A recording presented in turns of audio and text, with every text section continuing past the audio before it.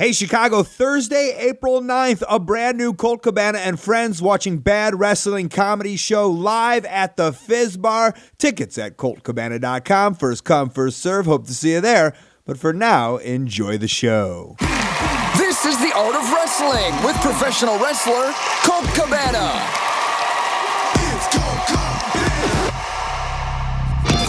All right, how you guys doing? Come on in, sit down, let's do it. You're about to listen to The Art of Wrestling, a professional wrestling podcast. It's a life podcast. It's a personal journal. It's an entryway into the minds, souls, the hearts, and lives of people involved in the world of professional wrestling. I am your host.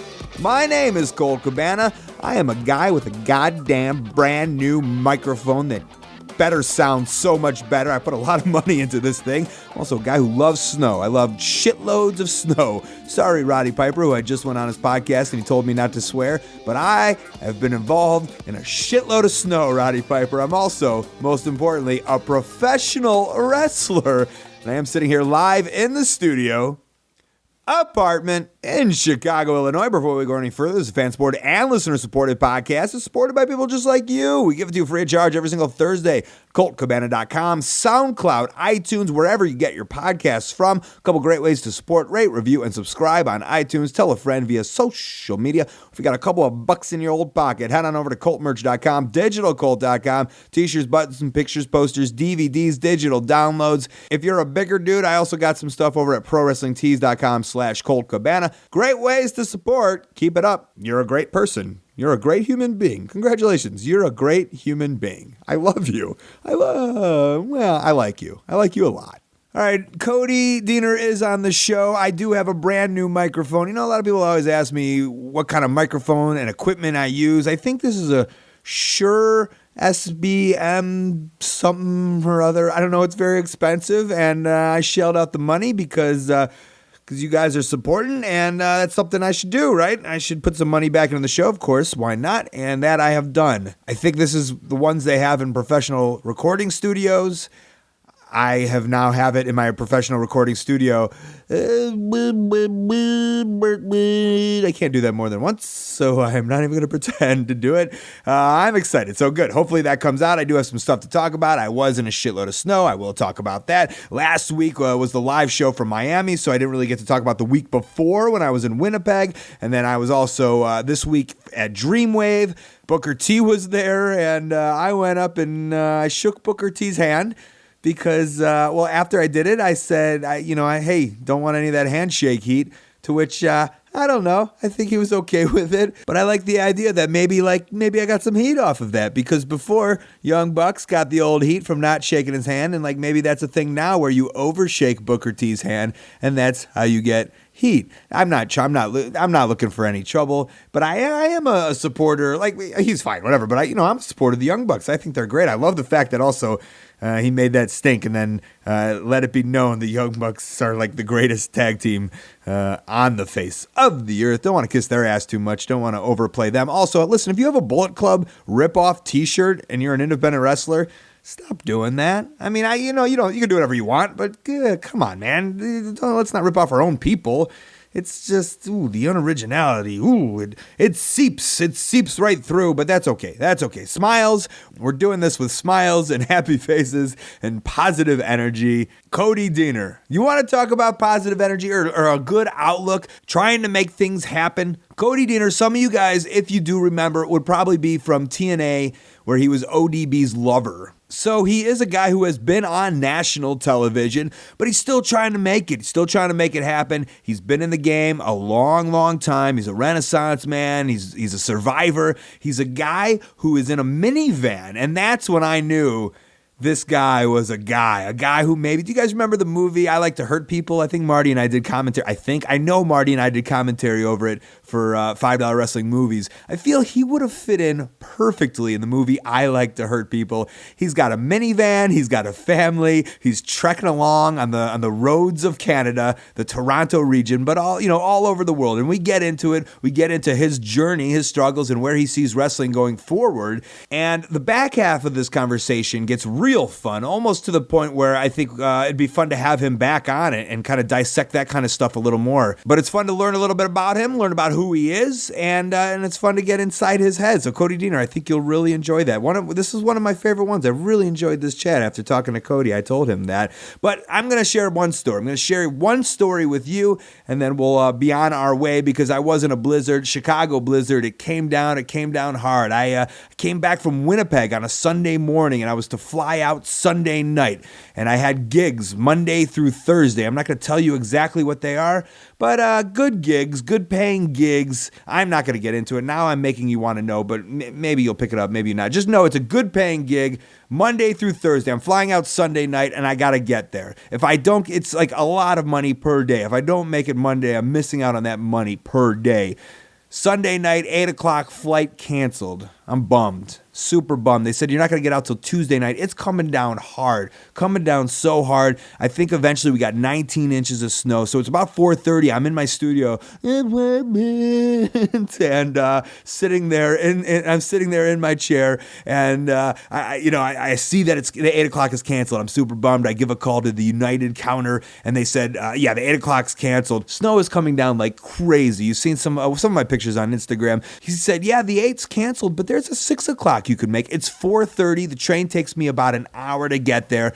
And I say to myself, well, that's my only option, right? That's my only option. I got to do it. So I jump. So I say, give me that 6 o'clock flight, run to the train, pack my bags for 4 days in less than 2 minutes. I'm on that train about 4:45. The train is going from downtown Chicago to O'Hare. It's doing good time. Nobody's getting on the train because it's just a mess outside. I'm making good time, and finally the thing just comes to a halt. Comes to a motherfucking halt. My heart is pulsing. Says the thing is still a go. I got to check in by 5:48. I'm TSA pre-check approved, which means I can go fast, pretty fast, and the L stops. And I make my way to the front of the L, and I'm knocking on the thing going, hey, can we hurry this up? This dude's laughing at me because I'm like stressing. It's stopping, nowhere to go. There's too many trains on the track. Finally, the train gets, 5:48 is when you can finally, the last time to board. I get there finally about 5:42. I have to run through the bottom of O'Hare Airport. I have to run all the way up. I have never ran so fast. And mind you, in Winnipeg, I got kicked so hard I could feel the soul coming out of the other side of my body. So I'm half injured, running down to Terminal 1, all the way on the bottom of O'Hare through the transport area, run through TSA, put my bags on. I got the check so I don't have to take anything off. Of course, the buzzer buzzes, right? And she's like, we got to check you again. I'm like, I got 3 minutes to get to my gate. This is Kevin McAllister style, running through the airport. Flight's still going. 5:48 is the last time I can get in to get this flight so I can make sure that I get paid the next day. I run there and I get there at 5:46. And of course, giant line. And as I get there at 5:48 and sit down and they say it's delayed, I get an email from United saying, oh, your flight's been canceled. Now, I've wrestled in an hour's match versus Daniel Bryan. I've wrestled in an hour's match versus CM Punk. And I can pretty much say this was right up there in terms of stamina that I'm proud of. I'm proud of my ring shape sometimes, especially recently. But I was proud of this, I don't know if I'm allowed to even say this O.J. Simpson dash through the airport. Some of the older guys will get the reference. Some of the younger guys will be like, Colt, why are you referencing O.J. Simpson? Or girls, I don't know, YouTube it. But wow. And what happened? All flights canceled out of Chicago, 20 inches of snow. Take the train back and eat some pizza while watching the Super Bowl. All right.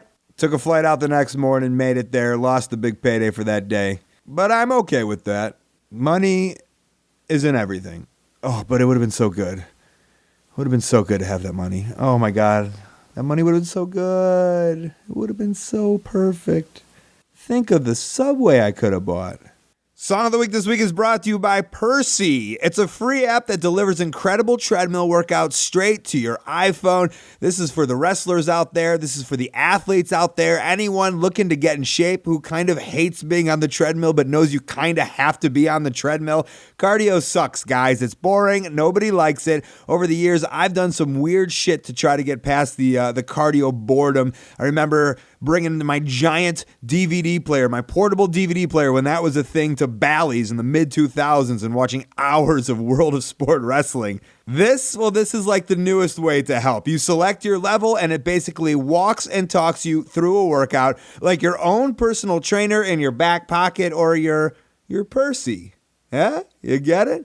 Percy gives away tons of free workouts, but there's options ranging from like Brodus Clay ring shape to Daniel Bryan ring shape. No offense to Brodus Clay, but he's a big guy, right? Go to the App Store and download Percy, Persii, or check out their story at percyt.com and turn your treadmill into a shred mill. Said that one with charisma. All right, song of the week this week is by the guest himself. Of course, Cody Deaner put out a song. Not just a wrestler, but a musician. It's called Your Patsy, and it's off his new album called Cody Deaner and the Deaner Dynasty Band, which is available for purchase at CodyDeaner.com. Just amazing. This guy is a real renaissance man. Enjoy it, and we'll be back with Cody himself. Let's build a fence today, a fence I think keep out all the rain. Don't get caught up in the holes. They are special, they will hold. It's wet outside, one step, one time. So pay attention, fall behind. Where's my hammer and my nails for the plastic and the wood? Let's chip in together. We'll join hands and sing a song, staring blankly at each other, staring blankly at the world. The pressure mounts twice daily, and it's too much to say through. But we can fake for generations, pay no mind to this result. I will tell you what I think. Yeah, the truth is in your shoes. Yeah, the truth is in your. Should I not do this? Like, If you think that's good audio, is that a good open? if you see, the best is just a slow merge into this podcast. It's good. Like You get it. That could be so many things. They probably think you're ripped out of your mind right now. That's a good open. Old Diener smoking a have the- bong. Yes. Could we have the open that's like are we on? Are we actually recording right now? I thought you knew. You knew the game. You were talking into we're the actually mic. on. Yeah. What's the deal? I mean, I can literally edit whatever I want out here. Okay. It's me. So, but edit I mean, out the bong part. Edit out the bong part. We'll edit out the talk where you talk about different colored people that you hate. yes. And, Yes. well, that's what's been your gimmick forever. Oh, right. Edit out. I'm just what else? Don't talk. I'm just really burying you is what I Yes. can do. Let's not start with burying. You look comfortable. I am comfortable. You gave me the footstool. I gave you the footstool. You can do what you want. It's your podcast. It's mine. It's yours for the taking. Oh. If you want You're it. handing me the keys. the keys to the kingdom. No, Cliff Compton gets it. Oh. He told me that. Oh, really? He goes, I get the podcast when you die. Perfect. And he's like praying I die, I think. Who's the second runner-up? Can I be the second then? Like if it doesn't go to him, or after, if he's Right, if he dies, too, Dies. and if we go down in the same Down. Can in I the be same the- plane with Ric Flair and Wahoo, me, Wahoo, Ric Flair, and Cliff. the will of the art of wrestling. Like, Yeah. where's the will. Can I be like second, third? Sure. Yeah, we're And close. do you want it? Yeah, I do. Yeah. Yeah. All right. We'll Yeah, I give it want to it. you. Sure. Yeah. If we both go down, you can have it. Yeah. So the sad part is like, man, we're bullshitting, we're telling stories, we're having fun, and then you come on here and it's like, oh, we can't tell any of those stories. Yeah, those- it's. I think it's interesting. Because this is a podcast where stories are being told, but I guess and I hate to tell the fact, like, you're not going to get the good stuff. I gotta get the good stuff that was said in the minivan on the ride over. So Cody drives a minivan. I do. I drive a minivan. For those who you don't know, I guess let's describe the look. For those who don't know, Yeah. me, Yeah. I'm Daniel Bryan. Oh, do you get that? I get that. Oh. Yeah, I get that. And they think they're giving me a compliment. And they just do like yes chants during your matches. That's happened. This isn't what like small towns, I guess. Yeah. Right. Which is what a lot of the stuff I do is like Farmer Town, Redneckville. And so they're just where I'm over. But so it's like the only people that will call me that is like the one Billy Gunn, the one Billy Gunn. the one he's in the crowd usually. He comes to most of my shows.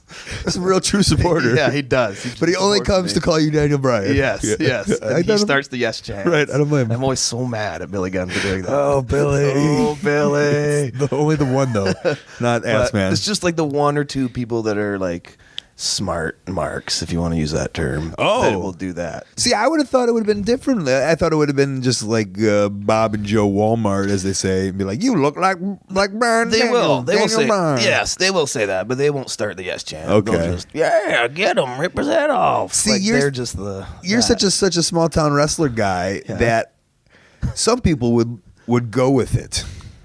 right. Oh, and so this will bring me on a topic. I mean, you know the deal. Just whatever comes up, talk about it. But like, Sure, okay. because we were talking about, and like, this isn't the idea of Ricky Johnson was brought up to me at dinner, right? But so like, there's guys who will like, you know, when I was wrestling in Michigan, and I don't know if you ran into these guys. There was Demolition 2000. Okay, I never ran into those guys. These are Michigan guys. Yes. Okay. And, I mean, but this was in 2000, like Oh, 99. nice. Like instead of Techno Team 2000, they were Demolition. But they were riding the wave of like, oh, we kind of look like Demolition. We'll just be Demolition. We'll do Demolition. There was The Smoke. You ever heard of The Smoke? No. That's The Rock. There was Hard Times. There was not Hard Times Gene Austin. Oh, I think I've heard that one. Okay. I've And there heard was that one. also Even Colder. I mean, this is how long I've been doing it. I know you've been. What year did you start? What? 2000. 2000. So basically, we've been doing the same. I started in 99. 99, okay. Yeah. And so there could be, you could technically just be Brian Daniel. 2014. Or just, yeah. Or just 2K14 DB. Right. Yeah. But there's those guys that will just, oh, okay, that's what I'm doing now. I'm doing Yeah. this guy's character on indie shows. Right. No, what I did was I started growing a beard like 6 years ago, and I had this vision of this thing. And I remember I was actually meeting Showtime, Eric Young. That's the first of many name drops that will Nice. happen in this podcast. Well, we've already got the one. okay, you dropped that one. Well, Now he's there we're on the saying you, though. Showtime. He's there saying you. So I'm picking up Showtime gas station, and he hadn't seen me in like 6 months, and I had his beard. He's like, brother. He's like, you look amazing. Like, that's awesome. Blah, blah, blah. You're not doing his voice justice, by the way. He's like, brother. Thank you. Brother, that looks amazing. That's awesome. I'm going to get one of those. And he did. So whoever gets it on TV first is the person. So I'll say it right here on the Art of Wrestling podcast that I had a beard before Showtime Eric Young, before Daniel Bryan, but it doesn't matter because I was doing it in Redneckville, Ontario, so it didn't matter because they did it on TV first. So then I'm just too stubborn to cut it because I actually legitimately like walking around like this. It's way better than walking around with a handlebar mustache and a mullet, which I did for 4 years straight. Yeah. I'd rather do this. Were It's you easier. Were you Hannibal? Say that for me. would you? Hannibal mustache. Hannibal mustache. Is that what you? Is that your new wrestling name? That's gonna be. I'm gonna try the 2K14 DB for a bit. Yeah. That's chantable. 2K14 Awful. DB. It's perfect. Wait. Oh, I had. And then I'll do Hannibal mustache. Hannibal mustache is a great name.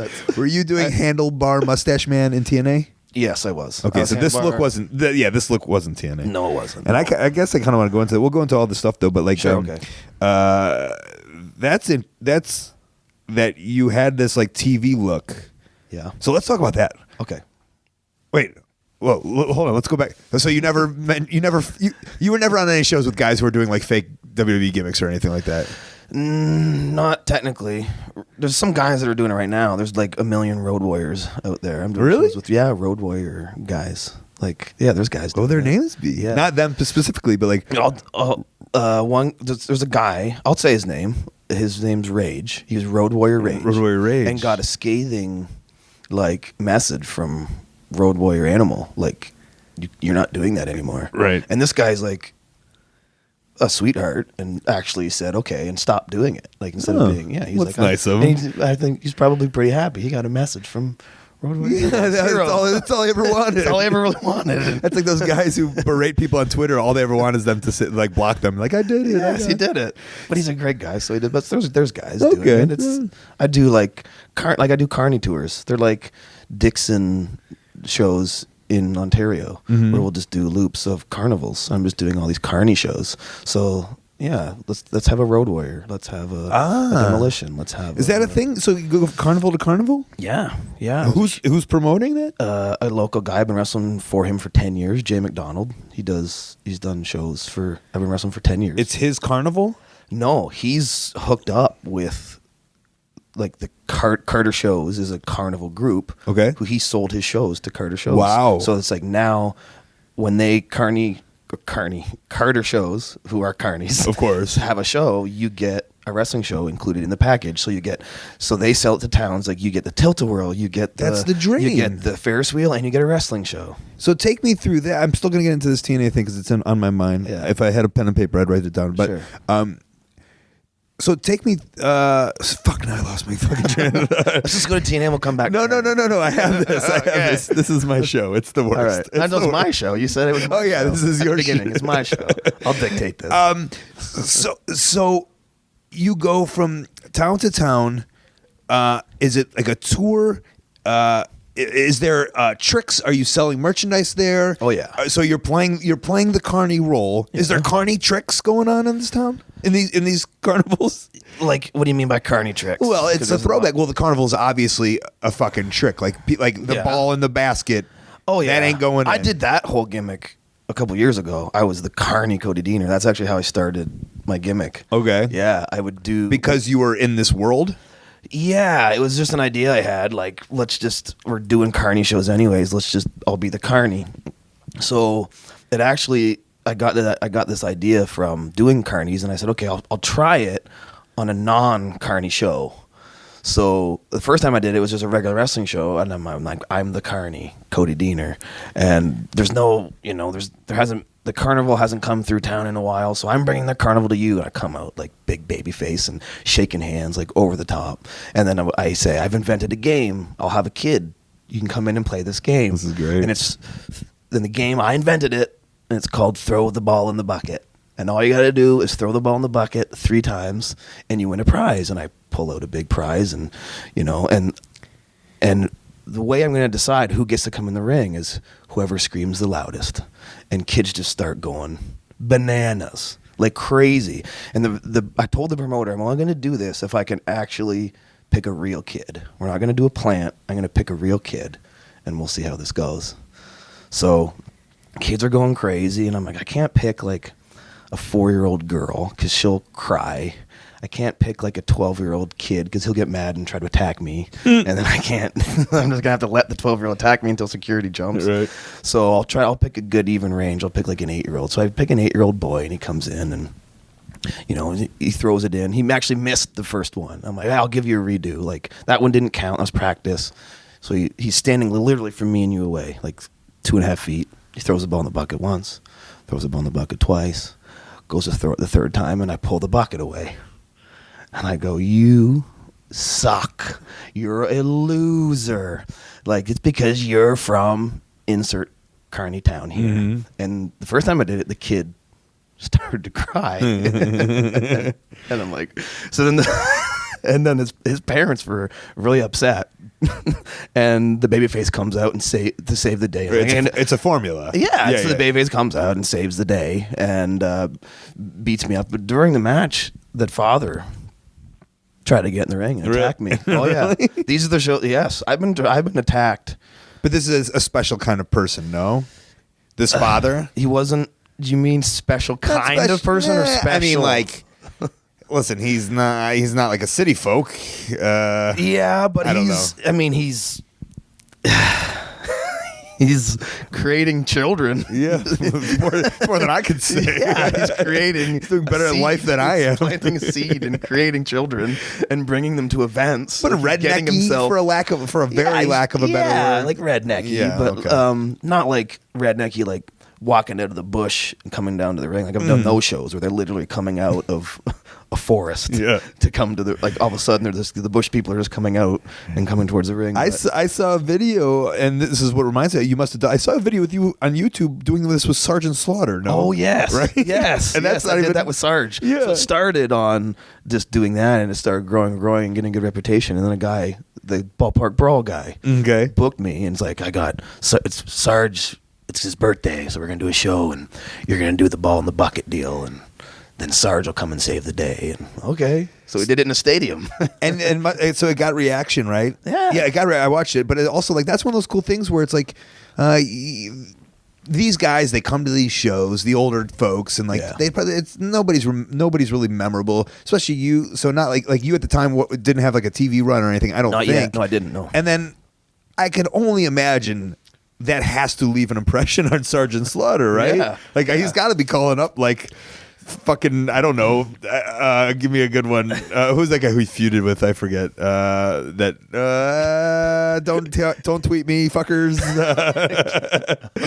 Whatever. He's calling up Iron Sheik and going like, whoever he used to feud with. Sure, like this guy fucking he had balls and he had the whole setup. Yeah, and leave an impression on him. I don't know. You don't know. So. Like he just like gave me the thanks, brother. That was great. Brother, but you're a guy who's worked all the like. You're a guy, which is a great badge of honor when the local when the 50-year-old plus baby face comes to town. Yeah. Right. You're working them. I'm working them. Do you have a list of people I've worked? Yeah. Like a big rattle off here. Yeah, like Tito Santana. Like I got to wrestle Tito. Yeah. And good story on Tito was he really liked me. Of course, you had the buckets. Yeah, so I got good heat, and he liked it, and he liked the promoter, and he was in a really good mood. He wanted to bump for me, but he had a really bad neck, like he had like broken his neck or something. And I'm like, Tito, you don't need to bump. Like I can do a match without you bumping with the same amount of heat. No, I want to bump. Okay, but if it's there, Tito, if it's there, we'll do the bump. But if not, don't worry about it. I got you. Being a good brother, I'm like, we don't need to bump. I mean, we really did. We didn't. We had them. We do the bucket, and everything's cake from there. And mid match, he's Tito, and he's ready to give it. He knows I'm taking the flying burrito. I'm going to make him look good, so he wanted to make me look good. So mid match, he just sells to the ropes and puts out his hand and says elbow, back elbow. I'm like, no. He's just there feeding. He's like back elbow. All right, so I whip him off. I give him an elbow. He takes a terrible bump. To no reaction. But to him, he was like, I had to give it to this kid. He had to give it to me. I remember I wrestled King Kong Bundy in my third match. Nice. And he gave me a drop kick where he stumbled a little bit. And the promoter goes, he must have really liked you. There you go. After the show. There's your badge of honor. Yeah, he goes, Kong Bundy likes you. He goes, he doesn't do that for like, it's just usually, I guess, a squash. Yeah. And, splash. Go home. I got to drop kick him. I think it was duck one, give him a drop kick. Oh, and you got to shuffle. Steps back. Yeah. Another guy, he's still working and he's excellent. Have you ever worked with Gangrel? Yeah. He's like one of these guys that has like. I never wrestled Gangrel. But I've been on done some tours so many shows. Yeah, he's still giving her. And I wrestled him, same venue, same promoter, and he wanted to give me stuff and like give back to me, not give me like moves and stuff. He wanted to take stuff. I'm like, we don't need it. He's like, no, we'll do a clothesline on the floor. He really wanted me to clothesline him and take a clothes on the floor. I'm like, no, we don't need it. We got the bucket, dude.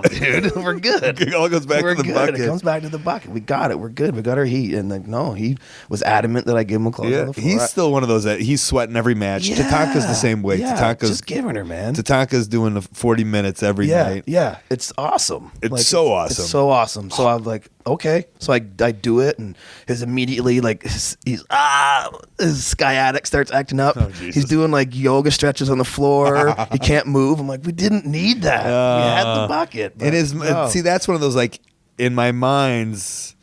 Like we all still think we're 20, and it's just the body probably wasn't there for him. Yeah, but I mean, it's just like, I've had tons of those where you're just working. You work these guys, and it's Yeah, I guess I'm one of those guys. You're one of those guys. I guess I never thought about it before until you said Sorry, it. I think it's a badge of honor. I think it's okay. Yeah. Well, I was just told by the promoter tonight. He said, you have. He's like, at least 5 people on the show tonight requested to work with you. He's like, I just wanted you to know that. I'm like, really? He's like, yeah. I was emailing guys and asking them, who do you want? Here's my list of guys. Who do you want to work? He's like, and every single person said, Diener. That's a compliment. Yeah, I was like, thank you for telling me that, honestly, because you didn't have to tell me that. And, Nice to know. It's nice to know. That makes me feel good. Yeah. It's a little good on my ego. He said, everyone said they wanted to work with me. That's cool. So, all right, I'm going to hit that TNA point I had, which was the character you're doing now is not the character. You're not doing your honky tonk man, which takes balls. So so on TV you were on TNA as ODB's lover, and did the I guess sum that character up for me.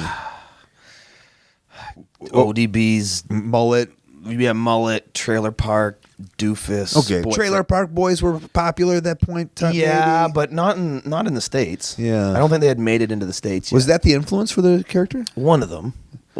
Which is weird because like I've always heard, like as an American, like I always hear like how great they are, but like I just never get around to watching it, and I hear they're like good. legends. Yeah, no, they're good. I got a lot of my influence from it wasn't necessarily Trailer Park Boys, even though that was big, but it wasn't big in the States yet. So I got the influence from the character from people that I grew up around.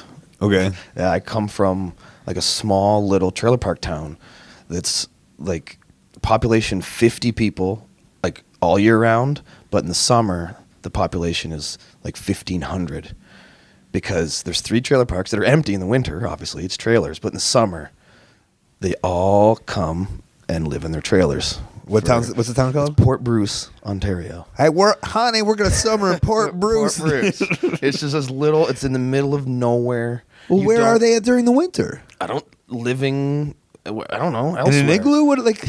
No, that's where all Canadians live. But igloos. I mean, they're wintering in some Florida. Of them are some of them are just like they. Hold on, they're wintering in Florida and summering in Port Bruce. Yeah, I guess. Come on. No, they're just trailers, so they're not people that are well off. It's right? not like they're summer cottages. They're just people that live in 2 hours away, and instead of having a cottage because they're not well off, they come and they have their trailer in Port Bruce. So 50 people live in this town. Yes, like 50. You were a year-rounder. I'm a year-rounder. Are you still there? No. No way. Oh yeah, but I was a year-rounder. Wow. Yeah, and I was lucky that there was 3 families with kids that all had kids that were the same age. Yeah, otherwise you'd be fucked. Yeah, so and I'm still friends with these guys to this day. Of course you are. We were the PBK. We were the Port Bruce kids. That's cute. That went around and just caused a ruckus, and we were they were my buddies. All into wrestling? No. I was the only guy really into That's such a wrestling. weird because that group could have easily influenced. Like y'all could have been into drugs, or y'all could have been into wrestling. Yeah. Like it'd be easy to influence. Like whoever's like the alpha of the group. I don't know if you were. Sure. Yeah. No, I wasn't the oldest. I wasn't really the alpha. We didn't really have an alpha of the group. It was more just like we're just kids. So it's just like getting into trouble. Mm-hmm. Like or like let's build a ramp and drive it into the creek. Like just build a ramp and ride our bikes into the creek. So we would do crazy stuff like that. Yeah. Like little redneck town. Did you go? Was there a high school in this town? No. We all went to high school in Elmer. I just meant like the pickup truck bus comes. Like y'all get in the back of the pickup truck. We all hop in the back of the truck with the chickens. Yeah. And just ride into town. Right. Yeah.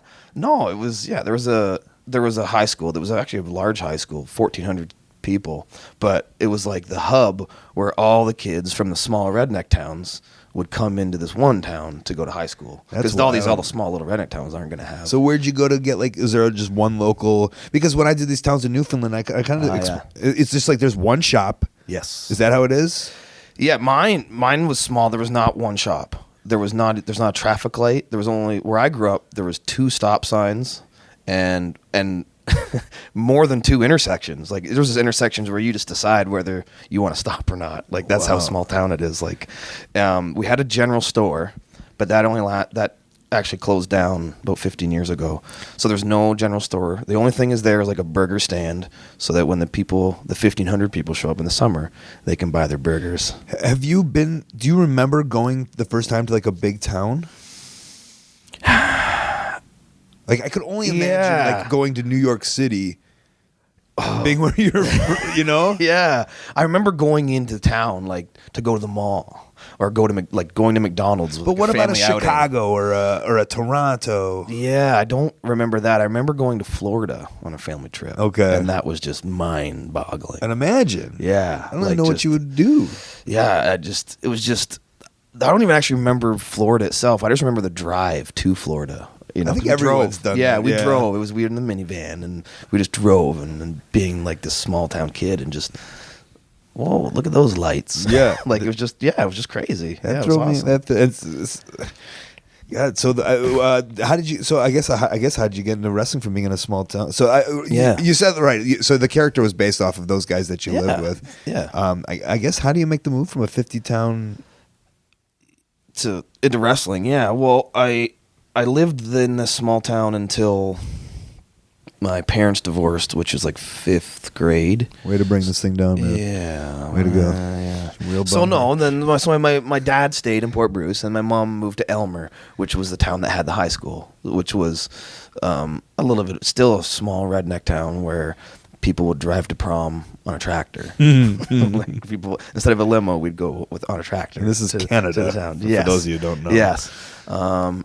We have rednecks in Canada. I'll get that in a second because that plays a part in my wrestling story. But what were we talking about? How I got into wrestling. Yeah. I always loved wrestling. Right. Like, we had an antenna on our house so we could pick up. We had some people have no idea what I'm talking about. We had a dial, and so that it would move the giant antenna on our roof, and we were able to pick up stuff from across the lake. Oh, I don't have that. I mean, we had just 62, 50. Oh no, we had like dial. a giant weird. dial thing that you like, and then it moves the big antenna on your roof, and then points to wherever you want to pick up the signal. So we could get like we could get Erie, Pennsylvania stations. So we would get like NBC and stuff. So I'd see all the wrestling from there, and I just loved it from the age of 5. And But I'm always intrigued in like the small town of like how you know how to get trained as a wrestler, and then like I played sports in high school. Stop bragging. Yeah, I was a quarterback of the football team. Were you? And the point guard of the basketball team. Yeah, but there's 12 people to high school. No, there was 1,400. Like I that's said, it was a big high school. And my last year of high school, the teachers went on like strike or something, and they didn't go on a full strike. They still taught classes, but they refused to do sports. Or talk to the kids. I was talking to the kids, so it was all great. So my last year, my senior year, no football, no basketball. What am I going to do? And a small town, you either play sports or you drink. So I drank a lot, and then just kind of smacked myself around and said, "You know what? Now's the time." I was 19, 18, and I'm like, I can be a wrestler now. Like, I don't know where it clicked. I think I just went to an indie show in a local indie show and saw guys and realized like this exists. Like I didn't know indie wrestling really existed until then, and I'm like, I gotta figure this. I gotta do what these guys are doing. Like I gotta do this. So I talked to a local guy that was on the show, Danger Boy Derek Wild. I was gonna say, I know you know who he is. Yes. Like, you can't tell me. Yeah, so he was a local guy who's now a local legend. A lot of people know him. He's gone on to do some stuff. He was on those original like Nashville TNA. I just remember Punk and Ace. Like I think he showed up in their match. Like it was a 6-man scramble. Yeah, he worked Ace. Yeah. I approached him after the show. He's like, "Oh, well, I'm going to be opening up a school soon, so I'll contact you." Which, we know. I didn't know at the time, but we now know in wrestling lingo means you're never going to hear from this Right. guy. But literally 2 months later, he actually did. He emailed me and said, "I'm opening up a school in Niagara Falls, which is 3 hours one way from my house, and said you can come and you can train." And I said, "Yes, okay, I'm going to do that," and I did. I would drive 2 hours or twice a week. 3 hours one way, 3 hours back, twice a week for a year to train. Where'd you get the money for like the gas and all that stuff? I worked at the burger stand that I told you about. Oh, It okay. existed in my small town. I flipped burgers and made French fries. Yeah. and saved my money. Just knowing that pay you got to for go gas. to Yeah. and the gas is expensive. The gas was the gas was expensive. I was driving a minivan too, but I split it with 2 other guys who also Hey guys, I'm gonna go be a wrestler. You want to be a wrestler too? Yeah. Little did they know you were just in it for the gas in it money. for the gas money, but it worked, brother. Suckers. Exactly. So then I did that, and I trained for a year doing that 6-hour round trip twice a week. Fuck, man, dedication. Yeah, man. Do you think about it now? I always think about it like, would you do it right now? Be like, no, I would. I don't know. Like right now? Yeah. Like, imagine having to go like twice a week, 3 hours. I couldn't now. No. No. But I'm a real human being with a lot of responsibilities. Yeah. now. I got a wife. I got 2 kids. Yeah. No. But if I was a single guy, probably. All right. If I had no responsibilities to other human beings that I was, responsible for their So you're life, saying I like should my go children, do that? You I'm gonna can. go do it. You can do it. Come on. Okay, so back to my point of sorry, I want to harp on this. I just think it's you got on TV, so you did the character of these guys that you grew up with, Yeah. and then you get off of TV where you're not on TV anymore, and you could go into that if you want or not, but whatever. But like then you don't go milk that character. I just find it very interesting that you kind of reinvent yourself right after that.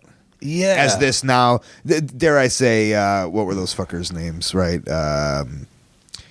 The popular TV show and the one the Trailer Park Boys? No, the No. new one with the new character, the Duck Dynasty. Oh, yeah, right. yeah. I mean, it's kind of like evolved, and I thought that was interesting that you like you, and I know like the Highlander did it too. Yeah. Well, what I did is I didn't go right away to evolving into my current character right now. I had a failed attempt at a reinvention.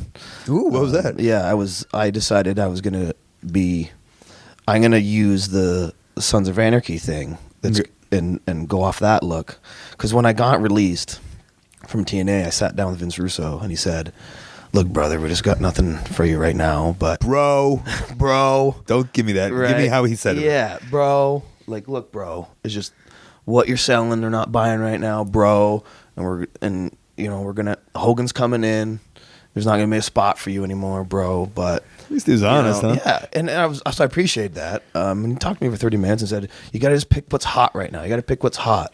Like Jersey Shore is really hot right now. Maybe you could do a Jersey Shore thing." I'm like, okay. So I thought I went with that. And Really? Yeah, I didn't go with it, but I went Oh. home thinking, okay, I can maybe do that. And then Robbie E showed up a couple weeks later. So I'm like, okay, I can't do that. So my mind was spinning, and I was just watching Sons of Anarchy. I think was only like first or second season, and I remember seeing it and going, "That's gonna be huge. That show's gonna be huge, and that could be a wrestling character." So I went with that and sent them stuff. I came up with things and whole write up, pitched a whole thing based on that, and they didn't want to do that. They decided to give that to other guys and call it the Aces and Eights. Of course. So that didn't work. So then I said, that was maybe too drastic of a change. I can milk a little bit of the fact that I was on TV and did this redneck thing, because that was my shtick and that was my creation. Like, I created that. I was Cody Deaner before I was in TNA. A lot of people don't realize that. They think that TNA came up with this idea for a crazy redneck with a mullet that can be ODB's boyfriend.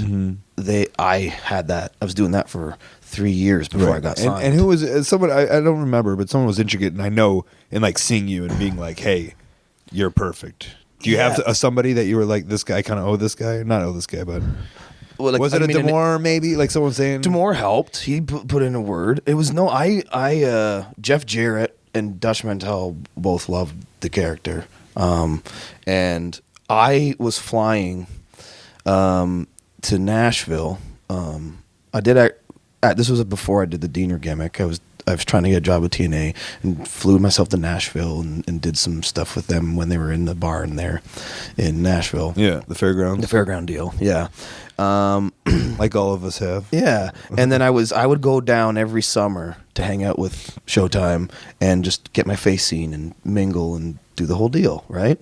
And they really liked it, and I did that for 3 or 4 years, where like guys like Jeff loved it, and people in the office and creative team were all into it, but it was nothing Yeah, I feel there was like a little indie, but there was like buzz on you as that character. There was. and then you got brought in as that character. Yeah. And then the way things happen, any buzz that I had on an indie level died completely because of what I was doing. Like on the TV, yeah. Like I came in as a guy that wasn't supposed to be a wrestler. I was a guy that didn't know how to, like, wasn't a wrestler. Yeah. I was just a fan. But then I was going to have wrestling matches, but I was told you can't. You have to pretend that you don't know how to wrestle. God. So I was having wrestling matches, but without knowing how to wrestle. Right, and then so you're saying like then when you go back to indie wrestling, or Well, yeah, but then that fans see that and like, well, this guy's taking the spot of so and so. Yeah. This, like, it just killed many. So indie basically, cred I had. I see what you're saying. You like, so in changing your gimmick, it was more of like it was more to get yourself back basically on television like it wasn't like I'm going to invent myself. It was more like I got to get back on TV. How do I do that? You mean now? Like what I've done now? You mean? I guess in general. Yeah. I was like, how do I, build back up some cred or build back up some buzz or whatever, and still use what I created before, but tweak it, so it's still the same but different, which people you need to do constantly, right? Like, how can I do that? So that's what I did. You and I, we've both been on this long journey of like trying to find like our way in, right? Yeah. Of course, we met. Yeah. Doing job matches, enhancement matches. Yes. And I always thought it's fun because I don't know. Sometimes I always think that like, oh, I know everybody. Mm-hmm. Like I feel like I've wrestled everywhere so much, and then like here you showed up with this mullet as an extra, and I mean we became friends. But like, did you feel? I don't know. It's like we've this was in WWE, and then you telling me stories of going to TNA, and it's just like it's a forever ongoing. So very cool that you eventually you worked your way into the system, but still to this day now, 14 years later for you, almost going on 15 years later, right? It's that's like still on the path, even though kids. Wife, real job. Can we say that? I don't know. Sure, yeah. And what I'm a teacher. You're a teacher. I'm a teacher. And then I always, because I remember that's what it was when we first met. You came with this ridiculous mullet, just the most ridiculous look ever, and you're like, I gotta go to work tomorrow. You're like, what do you do? You're like, I'm a fucking teacher, and you looked like that. I was like, how and why? Ridiculous. Yeah. It was tough. I would tie it back when I was doing that. I'd tie my mullet back into like a bun. So try to kayfabe that a bit, and I actually, I went out to I went to the store and bought these glasses, but with without real lenses, like just glass lenses, like Clark Kent glasses. Of course, I would wear those. So you look more sophisticated, and so that I don't like get recognized or like I just want to look. I can't go to a school and look like Cody Diener. I gotta wear my Clark Kent glasses. Were you teaching when you were on TV? I was. Wow. Yeah, I was doing supply teaching and going in doing substitute teaching. So that's why I had to wear the Clark Kent glasses so I wouldn't get noticed. I would just totally Cody Diener myself as best I could. And is that a passion, the teaching? No, it was just a fallback plan. Just a job. Just a fallback plan. I love. I mean, I get it because I worked with and I loved it, but like I realized the wrestling was what I wanted to. I love my job now. Yeah. I have a really cool job actually. I'm teaching adults that have dropped out and are now coming back to school to try to better their life. So I'm teaching I'm helping people get their life back on track. So it's really rewarding. But my I didn't grow up going, I just want to be a teacher. I come from a family of teachers, though. Like, my mom is a teacher, my grandma's a teacher, 3 of my aunts are teachers, my brother's a teacher, my other brother's a teacher. Do you feel? See, my mom was a teacher, and I almost felt pressure. Yes, and that's why, because I did teach for 2 years, and I felt like I felt her like, and then like eventually I was like and then I ran away. You know, no, I didn't get that. I didn't get that pressure. No, I mean it wasn't pressure, but I was just like, you see them all doing it, and you're like, yeah, I guess like this is a job they do. It's easy. It's money. It's summers off. I guess I can do that. I don't know any other jobs. Yeah, that was one of the appeals to me, right? Because it's like that. That's a good fallback plan. Right. If wrestling doesn't work out, that's a good gig. Did you go to college? Yeah. Yeah, I don't know how you have. No, you have to in Canada to be a teacher. You have to be a certified teacher. You have to do 4 years university and then a 5th year to get your teaching degree in order to teach in Ontario. Did you go to a big college? Yeah, I went to one of the bigger ones in Ontario. So that was again a little mind blowing, like coming from 50 people town. By that time, I'd been to the big city a number of times, so it wasn't that big of a deal anymore. It's fun to see what a well scholar man, and then look at you. You look like fucking Teen Wolf. Yeah. That's going to be my third gimmick. Will be Teen Wolf if the Hannibal mustache and the Daniel Bryan. You can. 2K It's actually a guy at PWS is doing Teen Wolf. Oh, now. he is? Okay, yeah, sorry. and it looks It's great. taken already. It looks Damn it. wonderful. Brilliant. Have you PWS in Jersey? Have you ever heard of those guys? I do know those guys. Yeah, it's ridiculous. There's a guy, the guy from Punch King Hippo is over there. The Revolting Blob is wrestling there. Oh, yeah. Teen Wolf now. Perfect. I love that stuff, man. Yeah, that stuff. they're just, and I think it's like all Pat Buck students. Okay. And it's just like, it's great. It's like, listen, you're not gonna be a superstar your first fucking year in wrestling. Yeah. Yeah. So do these, learn how to work. Yeah. Become fucking Super Mario Brother, whatever. Did you do any weird characters? I guess, or has it always been the Diener from? Yeah, day one? more the Diener. Like I've never really done like anything like that. That's like off the wall stuff. I've done crazy shows. Like what's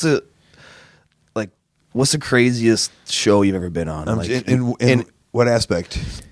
Like if you were to tell like somebody, if you were to go back to the real world after your weekend of wrestling, and you were to tell a normal civilian like what you did in the weekend. ICP shows are always that would be one of the crazier things you could tell. The Gathering of the Juggalos. Okay.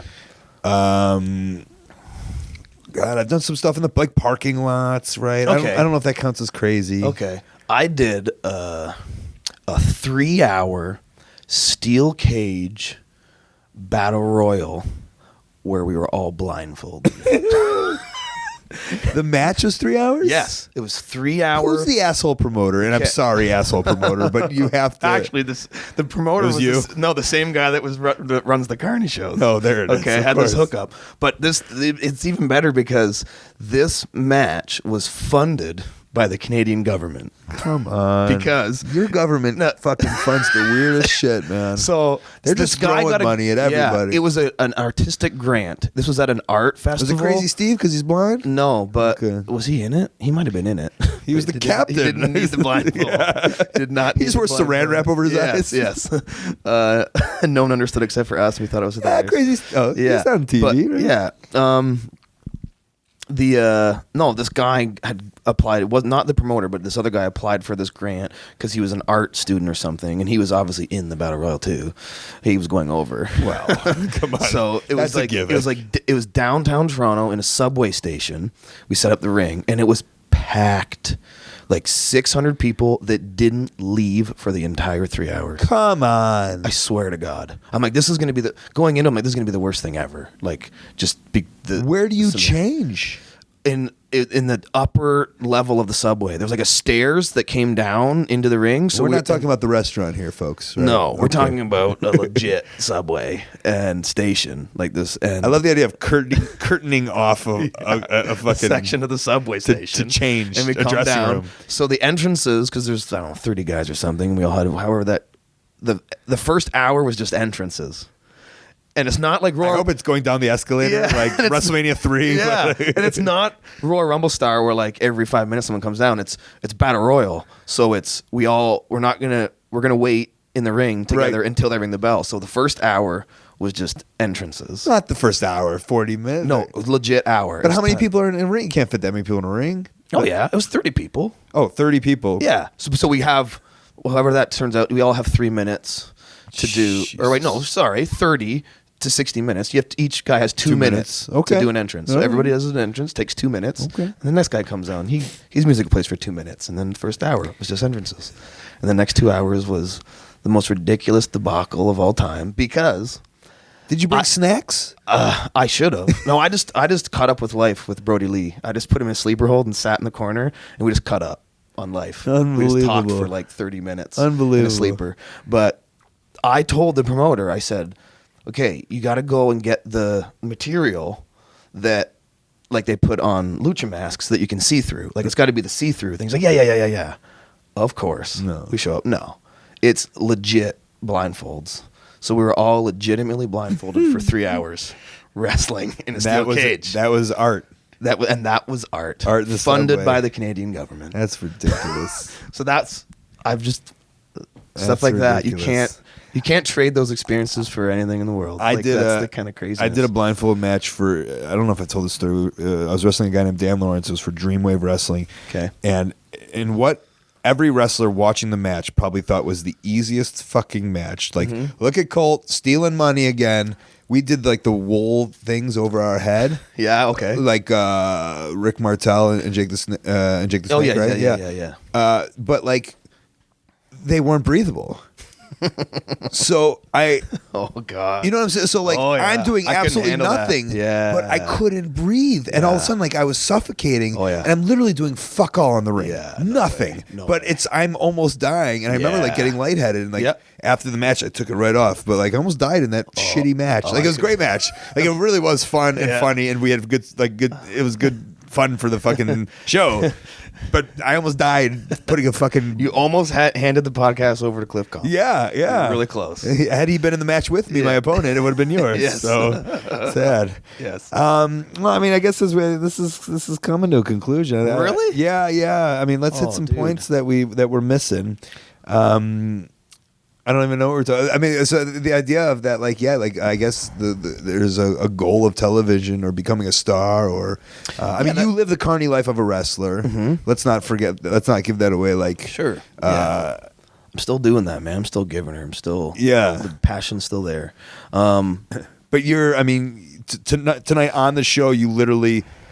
I know you planned this out. I don't even know, but I know as the carny that I am that you did a thing where you were a heel, but you're like, I gotta sell some shirts, and so at the end you did a thing where you're like, listen, the guy, you're like, I'll turn babyface, but I only will if you could buy a T-shirt, and like you're like, I'm signing a contract, and like that's a and carny then somebody move. raised their hand and they're like, okay, now I'm going to get one T-shirt sale. Right. So, and then another person bought one too. So it was a $40 handshake that I had with the babyface. So and that's then I a sold some T-shirts. But that's a premeditated In a way, actually, carnival move. Yeah. Yeah, which is great, which is amazing. No, I'm not dogging Okay, on it, sure, but I'm saying okay. you're living that lifestyle. Sure. You're doing it. Yeah, I know how to do that. You're out there every week, every whatever. Yeah. Right. And the goal is to get yourself back on television. Yes. Right. Yes, I've been. 2015 is the year of the Diener. Yeah. It's interesting. 2013 was the year of the Diener. I remember 2014 was the year of the Diener. Yeah, but 2015 is Okay, the okay. year of the Diener. Okay. Talking with people, nothing in wrestling goes in the time that you expect it. It's always longer. And actually, some people have asked me, what's one word of advice you can give me that I could work on? And I say, what you need to work on is your patience. Because Guns N' Roses, you have to be sing a song patient. about it. You like, because so many guys just get impatient and like, oh, it's not happening for me. It's not happening for me. And you've seen these guys. It's not happening, so they quit. And they were really good, but they were impatient and they weren't willing to just keep at it, be patient, continue to strive. It will happen. It's such a long, this isn't the right word, but it's like the long con. Like, Yeah. it's such the long term. Yes. So you have to, it's like walking this line, like how patient do I stay to achieve that? And then when is it that I've overstayed my welcome. Now it's time to back away. Right? Like. And what other, there's not many other professions where you put in 8 years and like that's when you start like, so I always say this because I know exactly what you're saying, and I look back on it all the time, and I'm like, how could I have put so much like time into this and nothing really came out about it? But then you look back and you're like, it's all about those goals, like from year 1 to year 0 to year 1. It's like, hey, that happened, and from 1 to 2, that happened, Yep. and like even though it wasn't big at that point in my life, it was big. Yeah. And it takes years to build up connections, right? And that's how things work. Like you get connected to this guy, you get connected with that guy, and then like sometimes it takes you 10 years, and then you've built some connections and things are rolling. And for me, it's been almost 15 years now, but I've made connections and people that are powerful people that are are doing things. Vince Russo. Yeah, right. No, but other guys that I've been in talks with. Yeah. I have some cool things coming up in 2015. Right. I'll drop this. This will be news. Ooh. The news flash for the Art of Wrestling. I've been talking with Global Force Wrestling. I was in talks with company WWP is one of their partners in South Africa about doing a stadium show in 2015 in South Africa. And when that happens, the plan is for the plan is for the Diener to be Hold on. in South what Africa. are you doing? You can't say this shit on here. Yeah, I can. It never happens. Now you're the guy who says it and it ain't happening. You know how this So I just fucking jinxed works. it? For sure. Okay. Fuck, man. We can edit this out. I guess Just like all those stories that we said before the podcast started. Yeah. But you know that shit ain't happening. Yeah. Like, shit will happen for you, and it has, but like, you can't, fuck, man, because But I that's was the patience, though. That Okay. like that's. But these are the things that like it keeps you going. it keeps you going. Yeah. But I that's been in the talks among other things. I've been talking with a lot of people. Of course. I'll give you that deal. That Yeah, yeah, yeah. I've been in talks with a lot of people, but it's actually true. It's not just a thing. I'm working on some stuff. I actually am. Yeah, And I'm well, working on I mean, stuff, and that's one of many things. You that I'm know the working job. on. You're Yeah. good at the job. Right. It's not about, and I don't have to stop you on that, but like, you and I are clear, I think, on the same page of like, it sounds lame to say the networking and the connections. Yeah. But it's not like we went like on LinkedIn and made, it's like blood, sweat, and tears with the boys. And like some of the boys are now in powerful places or whatever. And you hope that they think about you when Yeah. something comes up. Yeah. And because you're good at the job and you know what you're doing. Yes. Yeah. Yeah. So there it is. There it is. Yeah. Am I missing? I don't want to miss anything before I plug you up a little bit here.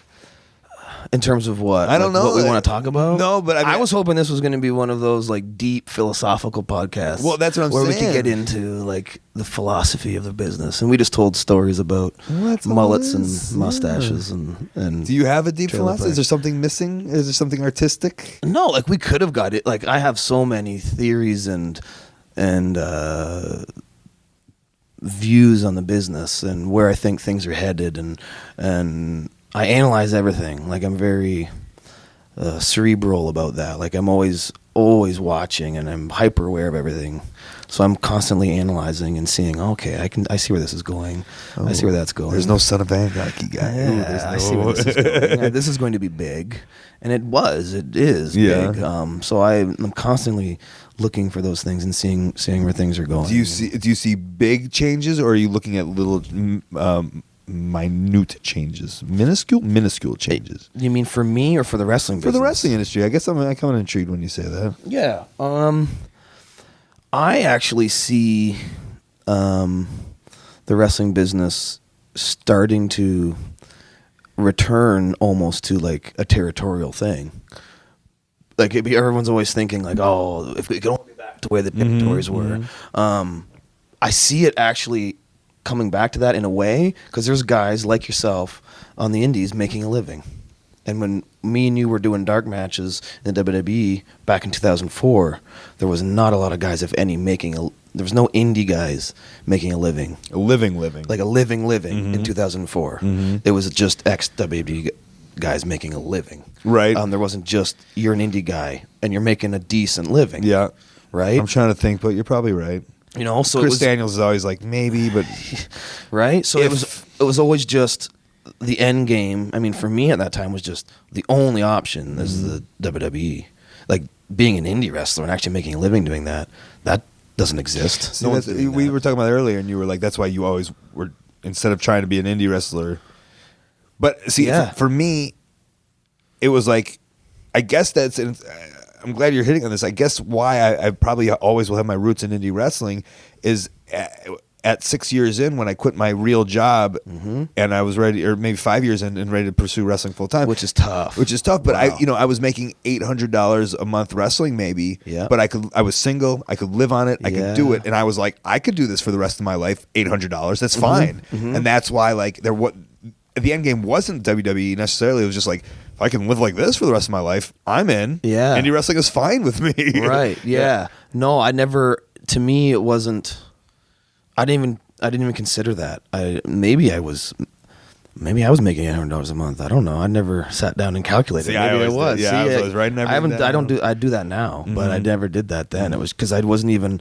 It didn't even dawn on me that I could do this for a living. It was just like, no, that the goal is to be there. Right. There's nothing else, and that dictated all of my decisions. And now I see it. I see it now that doesn't dictate my decision, because that's not actually my end goal. My end goal is not the light at the end of the tunnel. Is not the WWE for me. Good. It's not.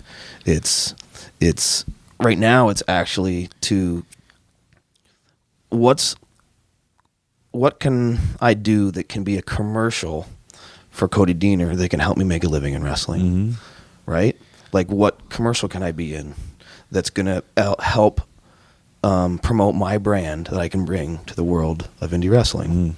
So you're praying that me and Cliff die. yes, so that I can have a weekly commercial known as the art of the art of the Deaner. the art of the Deaner. Sure. And I take it over, and then I have a weekly commercial for myself. Yeah. But then the thing is like, do you go and try to find that commercial to be on, or do you create your own commercial? And that's tough. And I look up to you because you've created your own. I made the decision to make my own. You made a because decision. I was sick of waiting for people. Yes. Right. And it worked for you. Yeah. And that's awesome. Thank fucking God. Yeah, I mean, that's- it hasn't like changed the world, but like I can depend on nobody firing me. That's the best. And you've created your own commercial. And that fascinates me. Like that, the ability to do that, and the way you can even do that in And you were doing world. it with the YouTube show.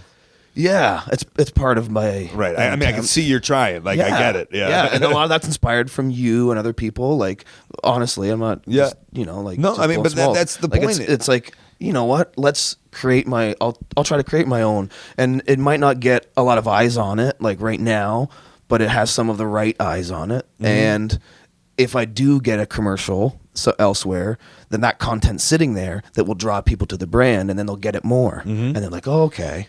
But the hard part about it is just it's a never-ending fucking thing, man.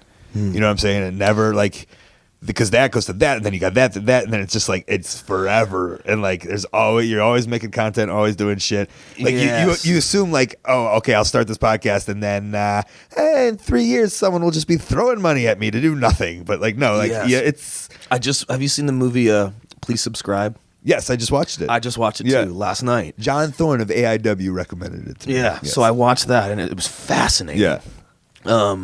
But it's like, these people do this every day. They create these YouTube shows every day. But they're in the same Is position content? where they can't stop. They have to do it every They day. have to. Yeah. They have to. And I don't. Oh man. That's going to have to be the life. Yeah.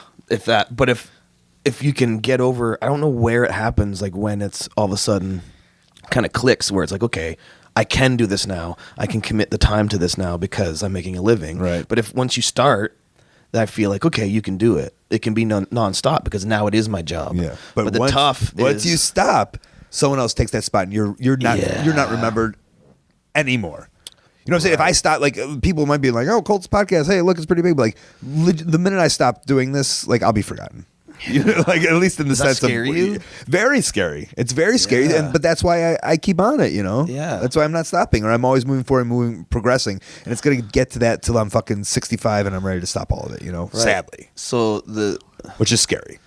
yeah, but It's a forever push. There is no Yeah. retirement age, and that Yeah. when our parents, when they used to just like do their fucking dumb job and then retire at 55 Yeah. or whatever, like Yeah. that era, modern that era Yes. of people is not a real thing anymore. yes, Yeah. Well, a lot of things aren't real things anymore. Like in terms of like these people that are making a living off of YouTube. Like what? Like it blows my mind.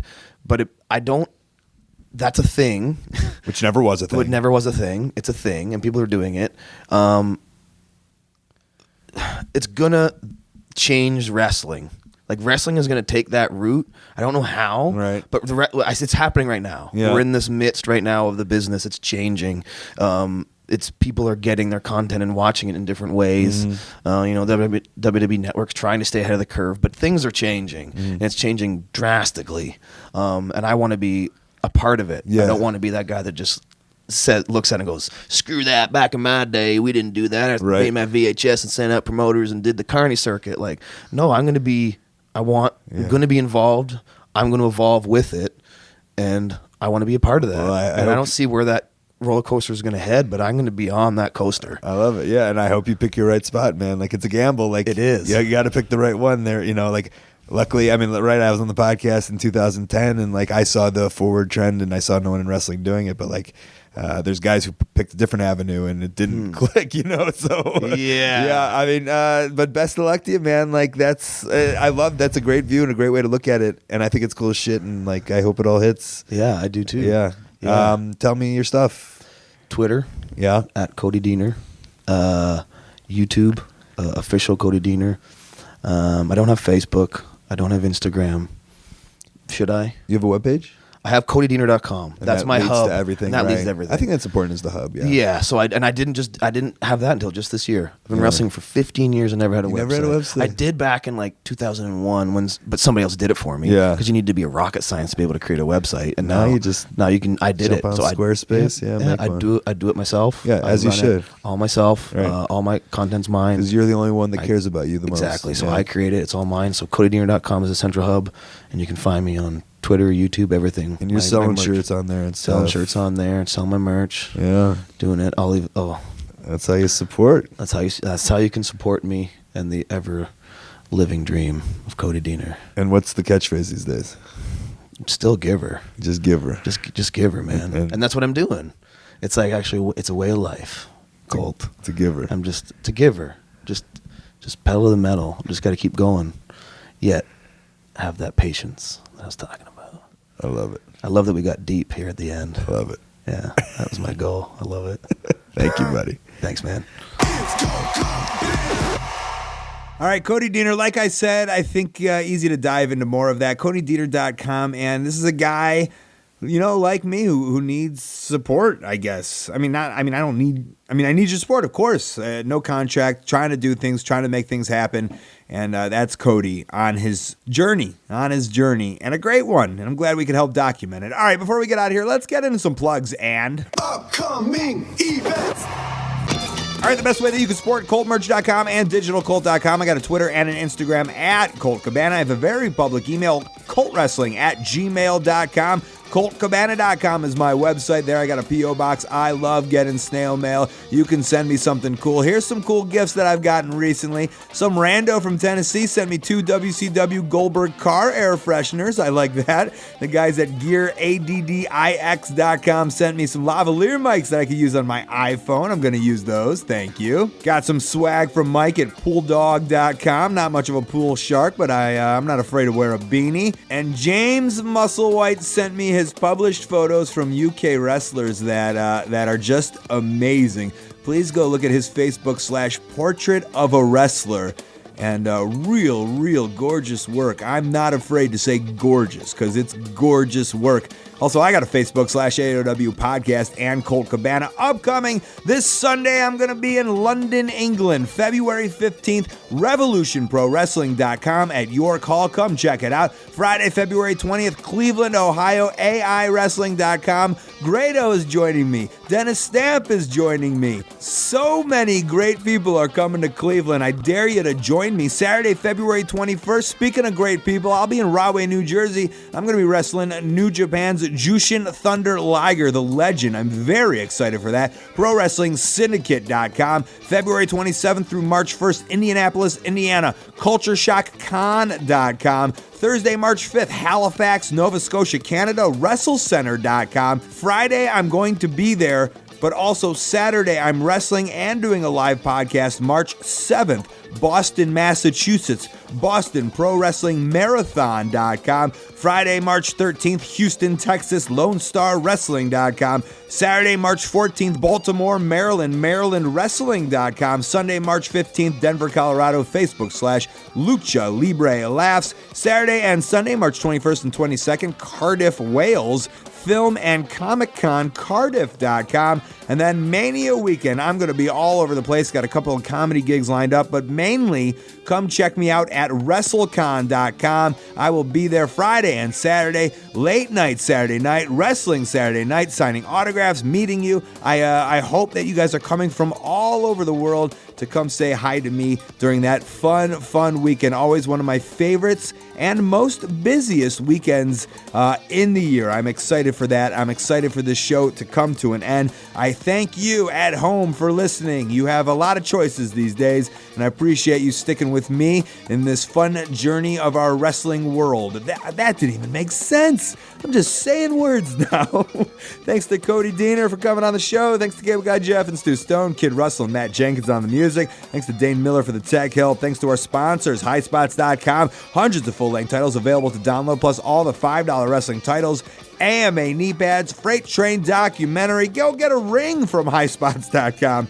ProWrestlingTees.com, the original alternative and independent wrestling shirt company, powered by OneHourTees.com and owned by the wrestlers themselves. You can support those wrestlers by buying shirts at ProWrestlingTees.com. Profits go to them. TweakedAudio.com/Colt. Earbuds that I'm wearing right now, over 30% off and free shipping just because you listen to this show. We are done. How did that microphone sound? I hope it sounded better. Maybe you didn't even tell the difference and I just wasted my money. Who knows? I hope not. It's not a waste of money. I like giving back. I'm like the Jewish Santa Claus. Does Santa Claus even give back? Who gives back? Is saying you're the Jewish Nelson Mandela, like, I can't say that, right? I'm not even going to say it. Not even going to say it. All right, I'm out of here. I kind of did. Am I weird this week? I'm pretty weird, right? I guess I'm weird every week. All right, this has been The Art of Wrestling, guys. For Colt Cabana, I'm Colt Cabana. Thanks.